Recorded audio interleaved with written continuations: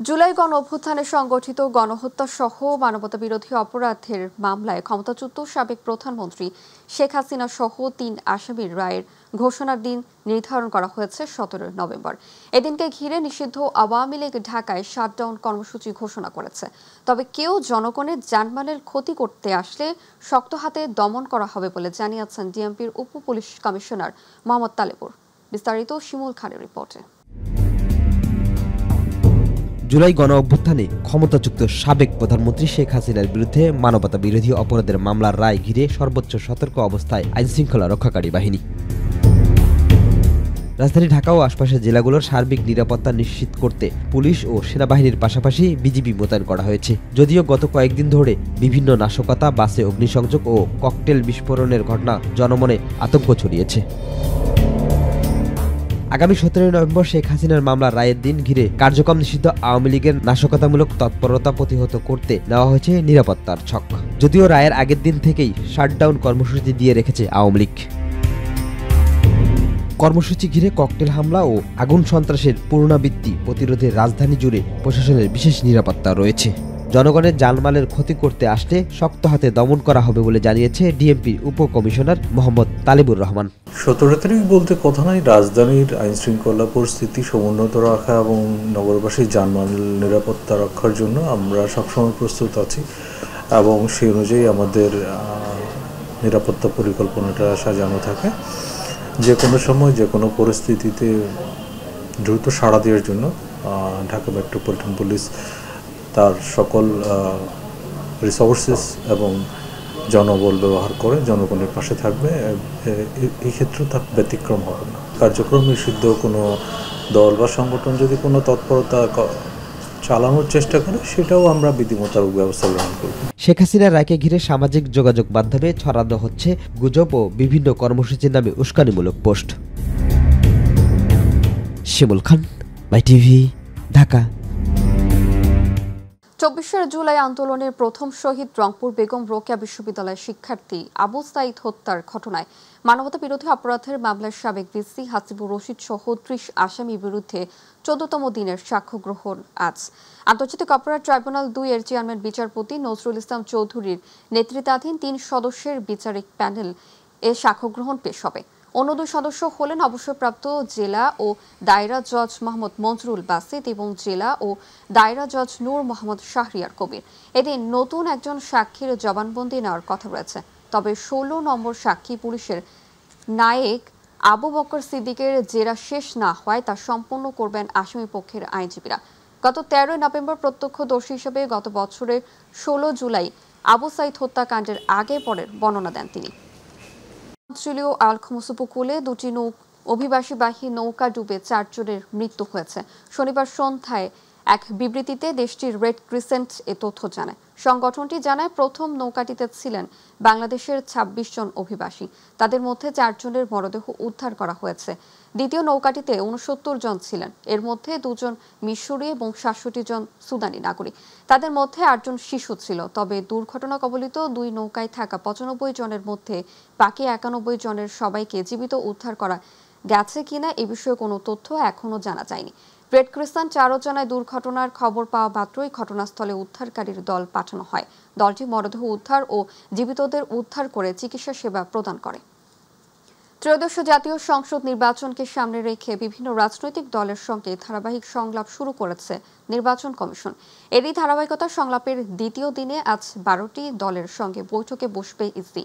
গত বৃহস্পতিবার প্রথম দিনে ১২টি দলের সঙ্গে ২ পর্বের মতবিনিময় শেষ করে দলগুলোর তালিকা জানায়।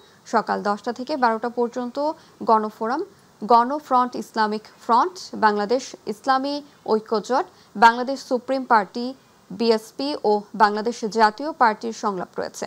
এদিন দুপুর ২টা থেকে ৪টা পর্যন্ত ইসি বাংলাদেশের জাতীয় সমাজতান্ত্রিক দল বাংলাদেশ জাসদ, বাংলাদেশ ন্যাশনাল আওয়ামী লীগ পার্টি, বাংলাদেশ ন্যাপ, তৃণমূল, বিএনপি, কৃষক শ্রমিক জনতা লীগ, বাংলাদেশ খেলাফত মজলিস ও ইসলামী আন্দোলন বাংলাদেশের সঙ্গে মতবিনিময় করবে।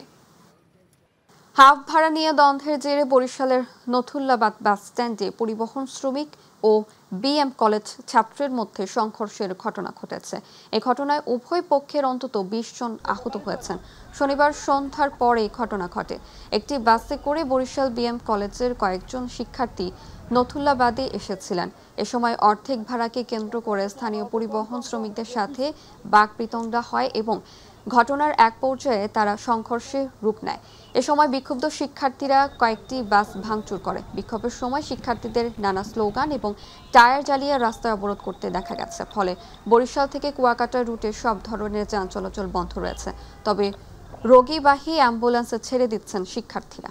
দর্শক, এ বিষয়ে বিস্তারিত জানাতে এই মুহূর্তে বরিশাল থেকে যুক্ত হচ্ছেন সহকর্মী পারভেজ রাসেল। পারভেজ, সংঘর্ষের পরবর্তী আজকের পরিস্থিতি নথুল্লাবাদে কেমন দেখছেন সেটা সম্পর্কে আমাদেরকে একটু জানাবেন। শাওন, যেমনটা জানাতে চাই আপনাকে, জানেনই যে আসলে গতকাল থেকে কিন্তু বরিশাল কেন্দ্রীয় নতুল্লাবাদ বাস টার্মিনাল থমথমে অবস্থা বিরাজ করছে এবং বরিশাল থেকে 6 জেলা এবং 1 বিভাগ মানে বরিশাল থেকে খুলনা এবং ঢাকা সহ রাজধানী সহ দেশের বিভিন্ন জায়গায় কিন্তু সড়ক পথের বাস চলাচল সম্পূর্ণরূপে বন্ধ রয়েছে। কারণ যে পরিমাণে গতকাল রাতে ক্ষতি হয়েছে বরিশাল কেন্দ্রীয় বাস টার্মিনালের কয়েক শতাধিক বাস, সেই বাসগুলো আসলে চলাচলের যে পরিস্থিতি বা পরিবেশ সেরকম কিন্তু নেই। প্রত্যেকটা বাসেরই কিন্তু সামনের গ্লাস, পাশের গ্লাস, লুকিং গ্লাস, ভিতর এবং সিটগুলো যে আসনগুলো রয়েছে প্রত্যেকটা আসন কিন্তু ছেঁড়া ফাটা রয়েছে এবং গ্লাসগুলো কিন্তু পুরোপুরি বিধ্বস্ত বলতে পারি আমরা, একেবারেই ভাঙা অবস্থায়। এইভাবে করে কোনো চালক বা কোনো যাত্রী ঝুঁকি নিয়ে আসলে বাসে চলাচল করবে না এবং তার প্রতিবাদে কিন্তু বরিশাল কেন্দ্রীয় বাস মালিক সমিতি এবং বাস মালিক যারা শ্রমিক ইউনিয়ন রয়েছে সেই সংগঠনগুলো বাস কিন্তু বন্ধ রেখেছে। তারা বলছে যে আসলে সুষ্ঠু বিচার বা সুষ্ঠু তদন্তের পরেই এই পরবর্তী সিদ্ধান্ত কি নেবে সেগুলো জানানো হবে। তো আমরা কথা বলেছি বরিশাল কেন্দ্রীয় বাস মালিক সমিতির যিনি সভাপতি রয়েছেন মালিক সমিতির মোশাররফ হোসেন, তিনি আমাদেরকে নিশ্চিত করেছেন যে এখন পর্যন্ত যে পরিমাণ বাস ভাঙা হয়েছে বা কাউন্টারগুলো ভাঙচুর করা হয়েছে, লুট হয়েছে এবং পাশাপাশি প্রত্যেকটা কাউন্টার সহ কাউন্টারের ভিতরে যে ল্যাপটপ অথবা যে তাদের যে টিকিটের যে টিকিট মূল্য, যে টাকাগুলো ছিল বা অফিসের পক্ষের যে সমস্ত ক্ষয়ক্ষতি ছিল তার সঠিক পরিমাণ এখনো তারা নির্ণয় করতে পারেনি। নির্ণয় করার পরে তারা আসলে বলতে পারবে। তবে আমরা যতটুকু দেখানোর চেষ্টা করছি ক্যামেরার মাধ্যমে যে বরিশাল বাস টার্মিনালে বাসগুলো দাঁড়িয়ে আছে, এই বাসগুলো কি গতকালকে ছাত্র এবং শ্রমিক সংগঠন বা শ্রমিকদের সাথে ধাওয়া পাল্টা দেওয়ার এক পর্যায়ে এগুলো কি বিধ্বস্ত বা ভাঙচুর করা হয়, সেই বাসগুলোর সামনে আমি রয়েছি। তবে যাত্রী সাধারণ যারা রয়েছে এইসব পরিবহন বন্ধ থাকার কারণে তারা চরম দুর্ভোগের শিকার হচ্ছে, কেউ যেতে পারছে না। তারা বলছে যে আসলে এরকম পরিস্থিতি আর কোনোভাবেই তারা চাচ্ছে না। কিছুদিন পর পরে শ্রমিক বা ছাত্র সংগঠনের সাথে এভাবে সংঘর্ষ বা বাস ধর্মঘট, বাস বন্ধ এইসব পরিস্থিতি তারা দেখতে চাচ্ছে না। আমরা কথা বলেছি প্রশাসনের সাথে, তারা নিশ্চিত করেছে যে এখন অবশ্য বাড়তি ফোর্স মোতায়েন করা হয়েছে, পুলিশ সদস্য রয়েছে বাস টার্মিনালে এবং আর বড় ধরনের কোনো সংঘাত বা সহিংস ঘটনা ঘটবে না।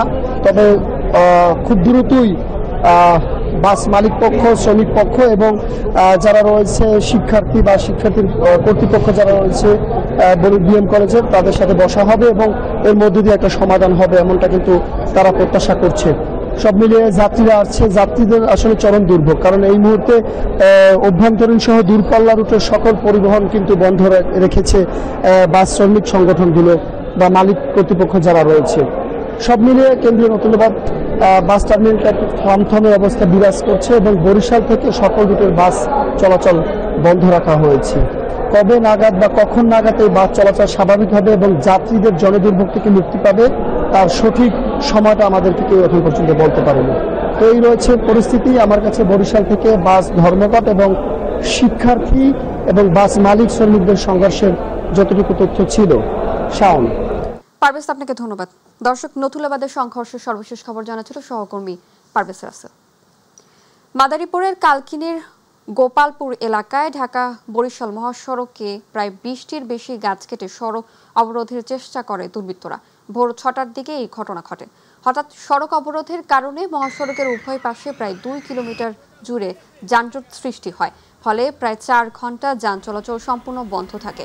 খবর পেয়ে উপজেলা প্রশাসন, পুলিশ, র্যাব, আর্মি ও ফায়ার সার্ভিস ঘটনাস্থলে পৌঁছে গাছ কেটে মহাসড়ক থেকে সরিয়ে ফেলার কাজ শুরু করে। প্রায় 4 ঘন্টার উদ্ধার তৎপরতা শেষে সকাল 9টার দিকে পুনরায় যান চলাচল স্বাভাবিক হয়।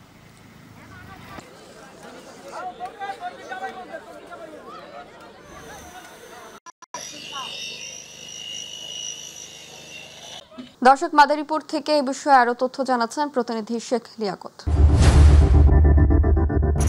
আপনি যেমনটি বলছিলেন, কার্যক্রম নিষিদ্ধ আওয়ামী লীগের ঢাকা দুদিনব্যাপী সারা দেশে শাটডাউনের কর্মসূচির প্রথম দিনে আজ ঢাকা বরিশাল মহাসড়কের গোপালপুর নামক স্থানে এই আওয়ামী লীগের নেতাকর্মীরা তারা আসলে বেশ কয়েকটি গাছ কেটে সড়ক অবরোধ করে রাখে। সকাল ভোর থেকে তারা এই কর্মসূচি পালন করে এবং আওয়ামী লীগের পক্ষে, শাটডাউনের পক্ষে তারা মিছিল বের করে।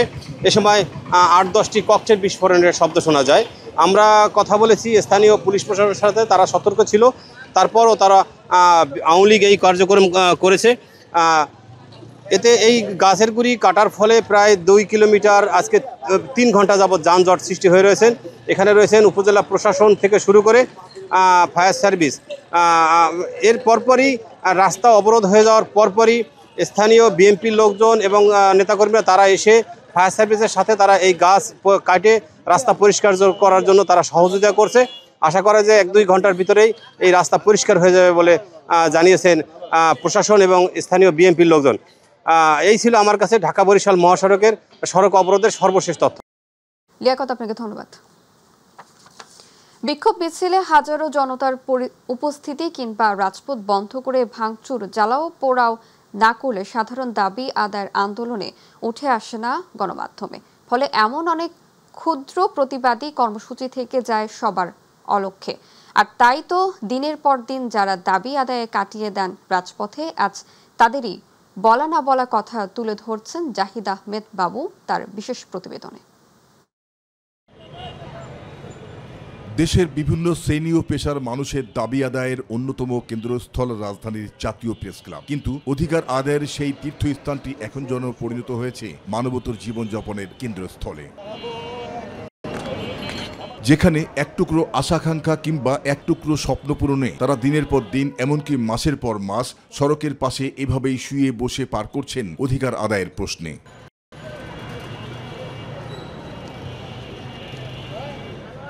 এখানে সরকারি চাকরির জাতীয়করণ, বেতন, পে স্কেল বাস্তবায়ন ও অন্যান্য সুযোগ সুবিধা আদায়ের জন্য এই স্থানটিতে থেমে নেই দীর্ঘ অবস্থান কর্মসূচি ও মানববন্ধনও। আজকে 34তম দিনের মতো জাতীয় প্রেস ক্লাবের সামনে আমরা অবস্থান ধর্মঘট পালন করতেছি।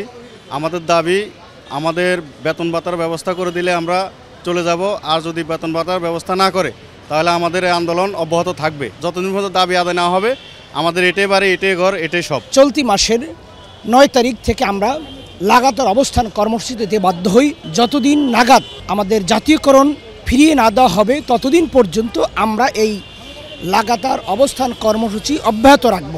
শুধু তাই নয়, দেশের মাদ্রাসা শিক্ষক সমাজের পাশাপাশি জাতীয় প্রেস ক্লাবের সামনে লাগাতার অবস্থান ধর্মঘট করছে দেশের প্রতিবন্ধী বিদ্যালয়ের শিক্ষক কর্মচারীরাও। আজকে 21তম দিন এখানে লাগাতার অবস্থান কর্মসূচি পালন করতেছি। সারা বাংলাদেশে 1772টা প্রতিবন্ধী স্কুল এমপিওভুক্তির দাবিতে এটা আমাদের 23তম আন্দোলন। এমপিও এবং প্রজ্ঞাপন ছাড়া আমরা ঘরে ফিরবো না, এখানেই আমরা লাশ হতে এসেছি যদি না এমপিও না পাই। অপরদিকে এক নীরব প্রতিবাদের ভাষা সম্বলিত ব্যানার দেয়ালে সাটিয়ে পরিবেশ, নদী ও প্রাণ প্রকৃতি সুরক্ষায় এখানে আবার প্রতীকী অনশনও করেন কেউ কেউ। আগামী যে নির্বাচন হবে ফেব্রুয়ারিতে, যেই দলই হোক, স্বতন্ত্র প্রার্থী হোক, দলের মধ্যে হোক, যেই প্রার্থী হোক, তারা যাতে পরিবেশ, নদী ও প্রাণ প্রকৃতি সুরক্ষার অঙ্গীকারটা করে, এইটাই আমার চাওয়া। তারা বলছেন, যে লক্ষ্য নিয়ে অর্জিত হয়েছে নতুন বাংলাদেশ, সেই লক্ষ্য বাস্তবায়নে তাদের দাবিগুলো সব রাজনৈতিক দলের নির্বাচনী ইশতেহারের মধ্যে অন্তর্ভুক্ত থাকাটা এখন সময়ের দাবি। জাতীয় প্রেস ক্লাবের সামনে আন্দোলনরত বিভিন্ন শ্রেণী ও পেশার এসব মানুষ বলছেন, এখন সময় এসেছে অধিকার আদায়ের। জাহিদ আহমেদ বাবু, মাই টিভি, ঢাকা।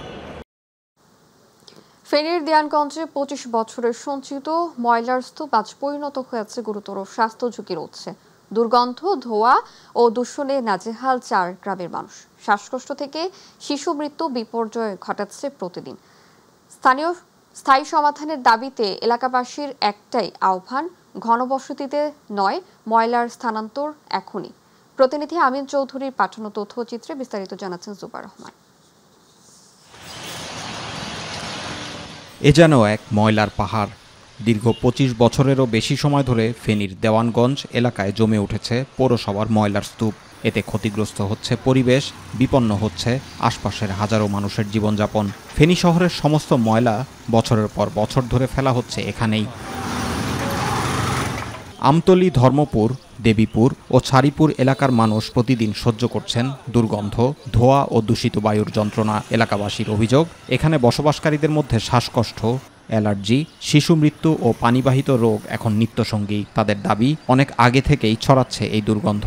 স্থানীয়দের অভিযোগ, বহুবার পৌর কর্মকর্তাদের জানালেও কোনো ব্যবস্থা হয়নি।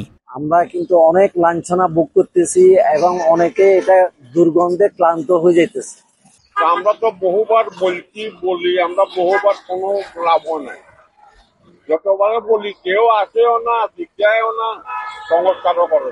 পৌরসভার অধীনে পরিচালিত এই ময়লা ফেলার স্থানটি এখন পরিণত হয়েছে এক ভয়াবহ স্বাস্থ্য ঝুঁকির কেন্দ্রে। এই রাস্তা দিয়ে আমরা গাড়ি চালাই, বাসা আমি এটা দিই, তারপরে গাড়ি ঘোড়া চালাইলে যাত্রীরা বমি করে দেয় গাড়িতে, দুর্গন্ধ, আমরা গাড়ি চালাইতে পারি না। বেসিকে যাত্রীগুলো এদিকে দিকে আসে না, ওই হাই রোড ময়ফল দিয়ে বেশি গাড়ি আসি ঢোকে, এদিক দিয়ে ময়লা দুর্গন্ধের কারণে যাত্রী আসে না। এই রোডগুলা বা এই জায়গাটাকে যেন সংস্কার করে এবং আমরা যারা সাধারণ নাগরিক আছি আমাদের জন্য এটা খুব কল্যাণকর হবে। বিশেষজ্ঞরা বলছেন, এ ধরনের দূষিত পরিবেশে দীর্ঘদিন বসবাস করলে শুধু শারীরিক নয়, শিশুদের মানসিক বিকাশেও মারাত্মক প্রভাব ফেলতে পারে। দেওয়ানগঞ্জের যে ডাম্পিং গ্রাউন্ড আছে, এখানে খুব শীঘ্রই 25 পৌরসভা অন্তর্ভুক্তিমূলক উন্নয়ন একটি প্রকল্প আছে এবং অচিরেই সেটি নিয়ে আমাদের কাজ হবে, আপনারা দেখবেন। তবে স্থানীয়দের দাবি, শুধু প্ল্যান্ট নয়, দেওয়ানগঞ্জের এই ময়লার স্তূপটিকে ঘনবসতি এলাকা থেকে দ্রুত স্থানান্তর করা প্রয়োজন। Juba Rahman, MyTV news. দিনাজপুরে এবার আগাম শীতের প্রভাব পড়তে শুরু করেছে। দিনে রোদ থাকলেও রাতের হিমেল হাওয়া আর সকালবেলার ঘন কুয়াশা জানিয়ে দিচ্ছে উত্তরের এই জেলায় শীত এসেছে বেশ আগেভাগে। শীতের এই পরিবর্তন যেমন প্রকৃতিতে এনে দিয়েছে স্নিগ্ধতা, তেমনই কাবু করে দিয়েছে খেটে খাওয়া মানুষদের। দিনাজপুর প্রতিনিধি মুকুল চট্টোপাধ্যায়ের তথ্যচিত্রে আরো জানাচ্ছেন শামস তাবিজ উচ্ছ্বাস। হিমালয়ের পাদদেশে অবস্থান যেন দিনাজপুরকে প্রতি বছরই দেশের অন্য সব জেলার আগে শীতের বার্তা শুনিয়ে দেয়। এবারের চিত্র ভিন্ন নয়। ভোরবেলায় শিশিরের ধানক্ষেত জ্বলজ্বল করে, কুয়াশায় ঢাকা রাস্তায় যেন প্রকৃতি নিজেই শীতের আগমনী সুর তোলে। দিনে রোদের উষ্ণতা থাকলেও রাত বাড়ার সঙ্গে সঙ্গে হাওয়া হয়ে ওঠে কনকনে। তাই ঘরে ঘরে শুরু হয়ে গেছে শীতের প্রস্তুতি। আলমারি থেকে বের করা হচ্ছে কম্বল, সোয়েটার আর উলের চাদর। শহরের চায়ের দোকানে ধোয়া ওঠা চায়ের কাপে জমেছে মানুষের ভিড়। সকালবেলা কুয়াশায় দেরিতে অফিসের কাজে বাইরে আসি, পাশাপাশি রাতের বেলা কম্বল নিয়ে থাকতে হয়। 3-4 দিন থেকে ঠান্ডা বেশি, রাত্রে খুব প্রচন্ড ঠান্ডা, সকালেও ঠান্ডা। প্রাইভেটে যাই, একটু ঠান্ডা পড়ে, আর আবার দুপুরে রোদ উঠে, আবার সন্ধ্যায় ঠান্ডা হয়। কিন্তু প্রকৃতির এই পরিবর্তন সবাইকে আনন্দ দেয় না। শীত মানেই চিন্তার নতুন চাদর গায়ে চাপা পরে নিম্নয়ের মানুষের। সরকারি সহায়তা ও স্থানীয় উদ্যোক্তাদের দিকে তাকিয়ে তারা দুপুরবেলা উঠে করে সন্ধ্যে ঠান্ডা করে, কম্বল দিলে ভালো হয়। সকালে কুয়াশা, আমরা ঘরে শীতটা একটু বেশি বোঝা যাচ্ছে। আবহাওয়া অফিস বলছে, দিন ও রাতের তাপমাত্রা টানা কমছে। গত কয়েকদিনে সর্বনিম্ন তাপমাত্রা নেমে এসেছে 16 থেকে 17 ডিগ্রি সেলসিয়াসে। দেশের অন্যান্য অঞ্চলের তুলনায় এখানে শীতের আগমন কিছুটা আগে হয়ে থাকে এবং শীতের প্রবণতাও তুলনামূলকভাবে বেশি হয়।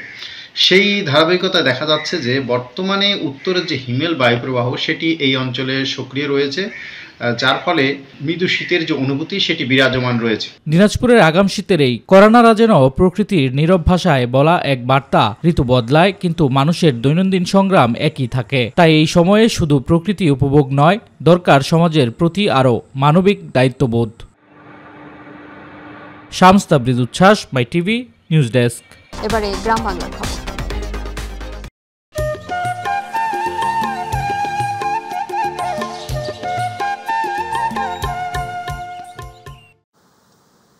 লক্ষ্মীপুরের চন্দ্রগঞ্জে আধিপত্য বিস্তারকে কেন্দ্র করে কুপিয়ে ও গুলি করে আবুল কালাম জহির নামে এক বিএনপি নেতাকে হত্যা করেছে দুর্বৃত্তরা। সড়কের ওপর মরদেহ ফেলে রেখে গেছে তারা। মরদেহের পাশে গুলির খোসা দেখা গেছে। শনিবার রাত 8:30টার দিকে সদর উপজেলার চন্দ্রগঞ্জ ইউনিয়নের পশ্চিম লতিফপুর গ্রামে এই ঘটনা ঘটে। চন্দ্রগঞ্জ থানার ভারপ্রাপ্ত কর্মকর্তা ফজলুর আজম ঘটনার সত্যতা নিশ্চিত করে বলেন, খবর পেয়ে তারা ঘটনাস্থলে যায়। প্রাথমিকভাবে জানা গেছে পিচ্চি কাউসারের সাথে তার বিরোধ ছিল। দুজনেই মাদক ও সন্ত্রাসী কাণ্ডে জড়িত থাকার অভিযোগ রয়েছে। নিহতের মরদেহ উদ্ধার করে হাসপাতাল মর্গে পাঠানো হয়েছে বলে জানান তিনি।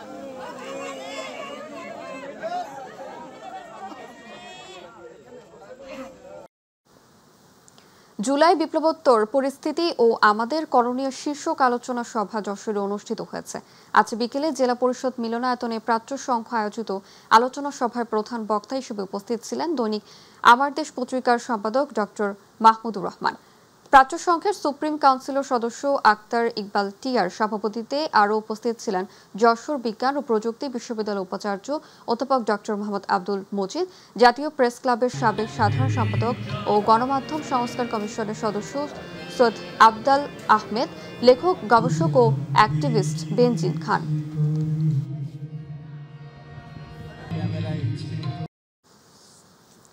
ধর্মকে রাজনীতির বাইরে রাখার আহ্বান জানিয়েছেন বিএনপির জাতীয় স্থায়ী কমিটির সদস্য ও চেয়ারপারসন বেগম খালেদা জিয়ার ব্যক্তিগত চিকিৎসক professor doctor AJM Zahid Hossain.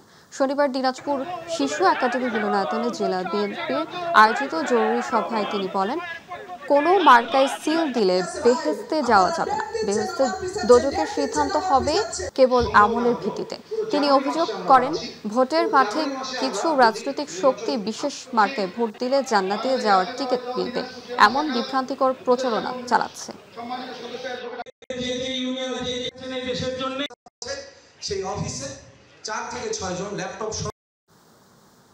Shutdown কিংবা লকডাউন দিয়ে কোনো ফায়দা বা লাভ হবে না উল্লেখ করে বিএনপির কেন্দ্রীয় নির্বাহী কমিটির স্বেচ্ছাসেবক বিষয়ক সম্পাদক মীর শরাফত আলী সপু বলেছেন, সন্ত্রাসীরা সন্ত্রাসীই থাকে, তারা কখনোই জনগণের আস্থা অর্জন করতে পারে না।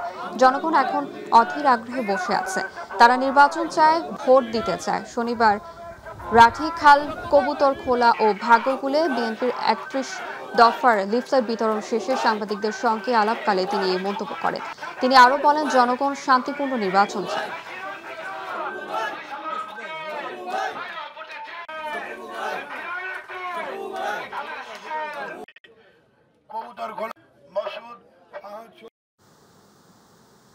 ব্রাহ্মণবাড়িয়ার নাসিরনগরে বিএনপির ভারপ্রাপ্ত চেয়ারম্যান তারেক রহমান ঘোষিত রাষ্ট্র কাঠামো মেরামতের 31 দফা বাস্তবায়নের লক্ষ্যে মতবিনিময় সভা অনুষ্ঠিত হয়েছে। শনিবার আয়োজিত সভায় প্রধান অতিথি ছিলেন ব্রাহ্মণবাড়িয়া 1 আসনের বিএনপির সদস্য, সংসদ পদপ্রার্থী উপজেলা বিএনপির সভাপতি MA হান্নান, বরিশ্বর ইউনিয়ন বিএনপির সভাপতি বিল্লাল চৌধুরীর সভাপতিত্বে ও সাধারণ সম্পাদক সফিল মিয়া ও আশিকুর রহমান চৌধুরীর সঞ্চালনায় সভায় উপজেলা বিএনপির সহ সভাপতি AKM খালেদ, সাংগঠনিক সম্পাদক আলী আজমন চৌধুরী, সাবেক সদস্য সচিব আজিজুর রহমান চৌধুরী সহ সাংগঠনিক সম্পাদক আরাফাত উল্লাহ সহ আরো অনেকে উপস্থিত ছিলেন।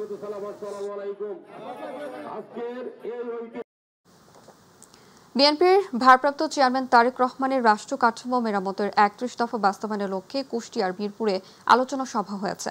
শনিবার বীরপুর মহিলা ডিগ্রি কলেজ মাঠে অনুষ্ঠিত আলোচনায় সভায় প্রধান অতিথি ছিলেন বিএনপির জাতীয় নির্বাহী কমিটির সদস্য ব্যারিস্টার রাঘিব রৌফ চৌধুরী। মিরপুর উপজেলা শ্রমিক দলের সভাপতি মামুন আহমেদের সভাপতিত্বে অনুষ্ঠানে কুষ্টিয়ার জেলা শ্রমিক দলের সভাপতি মোখলেসুর রহমান, সাধারণ সম্পাদক মিজানুর রহমান রঞ্জু সহ বিএনপি ও সহযোগী সংগঠনের বিভিন্ন পর্যায়ের নেতারা বক্তব্য রাখেন।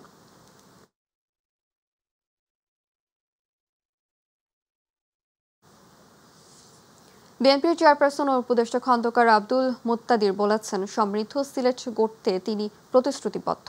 দেশ ও সমাজের উন্নয়ন এবং সমৃদ্ধি অর্জনে বিএনপির প্রতিশ্রুতিবদ্ধ। তিনি বলেন, নারী উন্নয়নে অগ্রাধিকার ভিত্তিতে বিএনপির ক্ষমতা এলে কাজ করে। শিক্ষা ও স্বাস্থ্য সেবার মান উন্নয়নে বিএনপির অতীতে যেভাবে কাজ করছে, আগামীতে বিএনপির ভারপ্রাপ্ত চেয়ারম্যান তারেক রহমানের নেতৃত্বে কাজ করবে। শনিবার সিলেটে 8 নং কান্দিগাঁও ইউনিয়নের বিভিন্ন গ্রামের মহিলাদের সাথে মতবিনিময় সভায় প্রধান অতিথির বক্তব্যে তিনি এসব কথা বলেন। এই সময়ে অনেক জায়গায় ইপটিজিং শিকার হয়। মানিকগঞ্জে বিএনপির ভারপ্রাপ্ত চেয়ারম্যান তারেক রহমান কর্তৃক রাষ্ট্র কাঠামো মেরামতের ৩১ দফার লিফলেট বিতরণ ও প্রচারণা সভা করেছেন বিএনপির কেন্দ্রীয় নির্বাহী কমিটির সদস্য এস.এ. জিন্না কবির। শনিবার উপজেলার মহাদেবপুর ইউনিয়ন বিএনপির ও তার সহযোগী সংগঠনের আয়োজনে শিবালয় উপজেলার বরাঙ্গাইল বাজারে বিএনপির ৩১ দফার লিফলেট বিতরণ করেন। পরে স্থানীয় জনগণের সাথে প্রচারণা সভা করেন। এর আগে জিয়াউর রহমানের আত্মার মাগফিরাত কামনায় এবং বেগম খালেদা জিয়ার তার পরিবারের জন্য বিশেষ দোয়া ও মোনাজাত অনুষ্ঠিত হয়।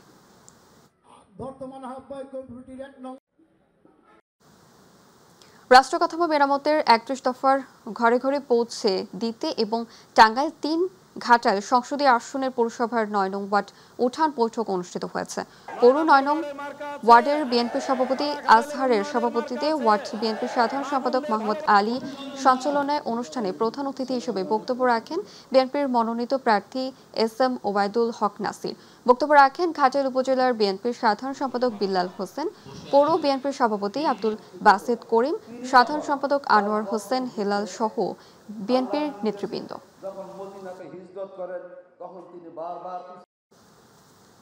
মৌলভীবাজারের শ্রীমঙ্গলে বিএনপির ৩১ দফা নিয়ে আলোচনা সভা হয়েছে। শনিবার উপজেলার স্বেচ্ছাসেবক দলের আয়োজনে আহ্বায়ক বেলাল আহমেদের সভাপতিত্বে সভায় প্রধান অতিথি ছিলেন বিএনপির কেন্দ্রীয় কার্যনির্বাহী কমিটির সদস্য মুজিবুর রহমান চৌধুরী। এ সময় প্রধান বক্তা ছিলেন জেলা স্বেচ্ছাসেবক দলের সদস্য সচিব আহমেদ আহাদ। বিশেষ অতিথি ছিলেন উপজেলা বিএনপির নেতা নূর আলম সিদ্দিকী, কাজল মিয়া, তাজউদ্দিন তাজু ও মুসাব্বির আলী মুন্না সহ অন্যান্যরা।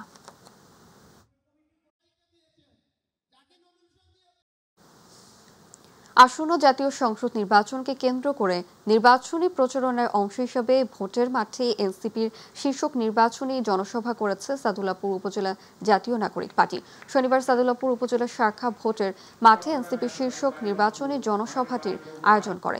নির্বাচনী জনসভায় প্রধান অতিথি ছিলেন এনসিপি মনোনীত গাইবান্ধা ৩ আসনের মনোনীত সংসদ সদস্য প্রার্থী ও এনসিপির উত্তরাঞ্চলের কেন্দ্রীয় সংগঠক নাজমুল হাসান সোহাগ। এ সময় নির্বাচনী জনসভায় এনসিপির উপজেলার প্রধান সমন্বয়কারী আতিকুর রহমান আতিকের সভাপতিত্বে ও জেলা এনসিপির সদস্য মতিন সরকারের সঞ্চালনায় বক্তব্য রাখেন জেলা যুগ্ম সমন্বয়কারী রাশিদুল ইসলাম জুয়েল সহ আরো অনেকে। শরীয়তপুরে নড়িয়া উপজেলার ঘড়িশ্বর ইউনিয়ন বিএনপির ও সহযোগী অঙ্গ সংগঠনের নেতাকর্মীদের ফুল আর ভালোবাসার সিক্ত হলে শরীয়তপুর ২ আসনের ধানের শীর্ষে মনোনীত প্রার্থী শফিকুর রহমান কিরণ। এ সময় নড়িয়া উপজেলার বিএনপির সাংগঠনিক সম্পাদক মতিউর রহমান সাগরের নেতৃত্বে দলের সিনিয়র নেতারা তাকে স্বাগত জানান এবং ফুলের শুভেচ্ছা জানান। এ সময় নড়িয়া উপজেলার বিএনপির উপদেষ্টা পান্নু শরীফ, সহসভাপতি নওশেদ সর্দার, ইউনিয়ন বিএনপির সভাপতি হরমজ মুন্সি, সাধারণ সম্পাদক হেলাল মাস্টার, উপজেলা যুবদলের সাংগঠনিক সম্পাদক শফিকুল ইসলাম শান্ত, যুবদল নেতা আকরাম ব্যাপারী, পলাশ রাঢির, ইউনিয়ন যুবদলের আহ্বায়ক জসিম ঢালি, সদস্য সচিব ইমরান চৌকিদার উপস্থিত ছিলেন। আগামী জাতীয় সংসদ নির্বাচনে সকলে ঐক্যবদ্ধভাবে শফিকুর রহমান কিরণকে ভোট দিয়ে জাতীয় সংসদ সদস্য হিসেবে আমরা সংসদে পাঠাবো। ঘড়িশ্বর ইউনিয়ন থেকে বিপুল ভোটে কিরণ সাহেবকে বিজয়ী করব এবং ইনশাআল্লাহ নড়িয়া থেকে এবং সখীপুর থেকে তাকে সংসদে পাঠাবো। শরীয়তপুরের নড়িয়া উপজেলার ফতেজঙ্গপুর ইউনিয়ন বিএনপির ও সহযোগী অঙ্গ সংগঠনের নেতাকর্মীদের ভালোবাসায় সিক্ত হলেন শরীয়তপুর ২ আসনের ধানের শীর্ষের মনোনীত প্রার্থী শফিকুর রহমান কিরণ। তিনি নির্বাচনী এলাকায় ফতেজঙ্গপুর ইউনিয়ন শিলংগড় গেলে তাকে বিএনপির শত শত নেতাকর্মীরা ফুলের সংবর্ধনা জানান। জেলা স্বেচ্ছাসেবক দলের সহ সভাপতি শাকিল ঢালির নেতৃত্বে ইউনিয়ন যুবদল ও স্বেচ্ছাসেবক দলের নেতাকর্মীরা তাকে স্বাগত জানান। এ সময় সংক্ষিপ্ত আকারে বক্তব্য রাখেন শফিকুর রহমান কিরণ।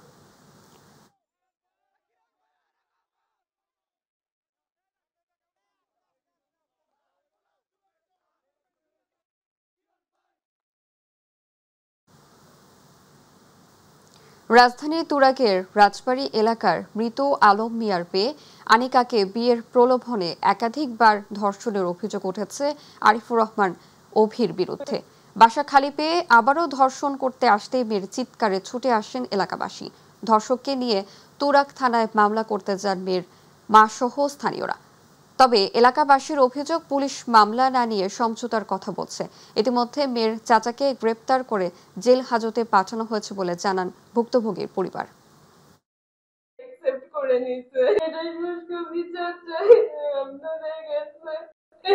সর্বনাশ হয়েছে, এই সর্বনাশের বিচার আমি সরকারের কাছে চাই। আমার মেয়ে একটা কলেজে পড়ে, আমার মেয়েটারে দূষিত বানাইছে। আমার নাতনি লইয়া আমি তুরাক থানায় যাই মামলা করার লিগা। ওসি সাহেবকে বলি যে মামলা নেওয়ার জন্য, ওসি সাহেব বলে মামলা নিবে না। বিএনপির নেতা, ওই নেতার ভয়ে মামলা নিবে না। উপর থেকে বিভিন্ন আছে, চাপ সৃষ্টি আছে। আমার মামলা তো নেই নাই, উল্টা দোষিতার নামে এবং আমার ছেলের নামে, জাহাঙ্গীরের নামে মামলা দিয়া চালান করে দিছে। ফরিদপুরের ভাঙ্গায় ফ্রি চক্ষু চিকিৎসা শিবির অনুষ্ঠিত হয়েছে। উপজেলার কাউলিবেড়া ইউনিয়নে কাজী ওয়ালি উল্লাহ উচ্চ বিদ্যালয় চত্বরে আনোয়ার হামিদা হাসপাতালে উদ্যোগে ফ্রি চক্ষু চিকিৎসার উদ্বোধন করেন উপস্থপতি।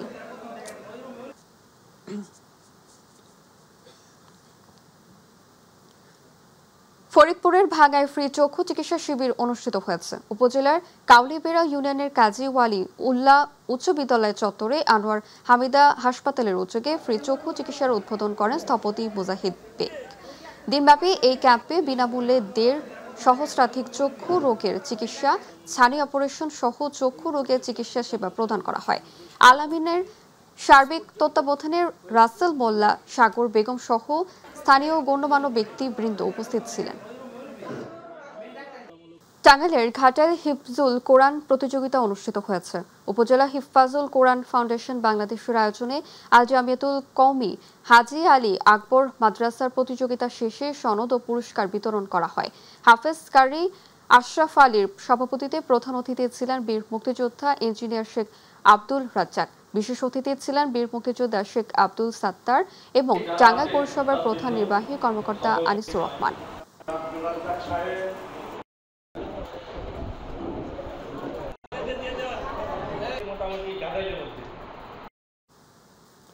কনুই নিচ থেকে 2টি হাত নেই, তবুও অদম্য সে 2 হাতের কনুই ও গালের সাহায্যে অংশগ্রহণ করেছেন গাজীপুর সুলতান উদ্দিন স্মৃতি বৃহত্তর 7ম বারের মতো বৃত্তি প্রকল্প পরীক্ষায়। গাজীপুর সদর উপজেলা, শ্রীপুর উপজেলা ও ভালুকা উপজেলা সহ 250টি শিক্ষা প্রতিষ্ঠানের 16টি কেন্দ্রে প্লে থেকে 10ম শ্রেণীর 9000 শিক্ষার্থীদের সাথে একযোগে অংশ নেয় জন্মগতভাবে প্রতিবন্ধী শিশু শিক্ষার্থী সাইমুর রহমান।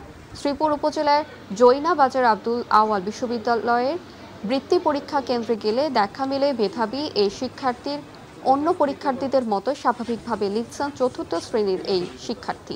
বৃত্তি পরীক্ষার 7ম ধাপের প্রথম দিনে পরীক্ষা কেন্দ্র পরিদর্শন করেন কেন্দ্রীয় বিএনপির সহ স্বাস্থ্য বিষয়ক সম্পাদক অধ্যাপক ডাক্তার SM রফিকুল ইসলাম বাচ্চু। চট্টগ্রামে জালালাবাদে একটি মাদ্রাসা রক্ষার দাবিতে মানববন্ধন হয়েছে। গতকাল স্থানীয় তালিমুল কোরআন মাদ্রাসা প্রাঙ্গণে আয়োজিত মানববন্ধনে অংশ নেন শিক্ষক, ছাত্রছাত্রী, অভিভাবক সহ এলাকাবাসী। এ বিষয়ে স্থানীয় প্রশাসন ও সরকারের প্রধান উপদেষ্টার হস্তক্ষেপ কামনা করেন। আয়োজিত মানববন্ধনে সভাপতিত্ব করেন মাদ্রাসার পরিচালক মাওলানা হাফেজ মোস্তাক আহমদ। এ সময় আরও বক্তব্য দেন মাহমুদুল হাসান নেজামি, মাওলানা শামসুল হক জসিম উদ্দিন, হাফেজ মহিবুল্লাহ ও হাফেজ আলম সহ অন্যান্যরা।